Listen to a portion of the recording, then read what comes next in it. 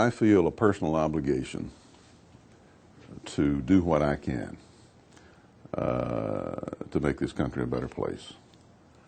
I have had some tragedy in my life. I've had some great blessings in my life, and I've come out the other end of it, I feel, with a greater appreciation of what's important and what's not important. I now have a little 4-year-old child and a 1-year-old child who were over at the hotel waiting on me, which y'all are keeping me from.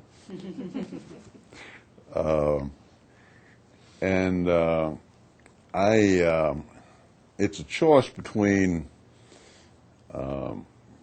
just kind of going on my path and enjoying life, or stepping up and seeing whether or not there is that special relationship that I have with the American people, giving that a chance to be played out. I've always felt like that I did with the people of Tennessee. I'd never run for office before, and went from way back to way ahead, and carried the state twice by 20 points when Bill Clinton was carrying it twice. Put term limits on myself, which gave me a certain amount of freedom of action. Every once in a while I'd cast a 99-to-1 vote, usually based on federalism principles. I always thought the first question you ought to ask is that should government be doing this, and the second one was if it should be, at what level. The strange thing about it was, because I knew I wasn't going to be there the rest of my life, it gave me a certain amount of freedom, and that freedom gave me a certain amount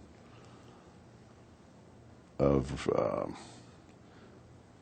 credibility with the people who hired me.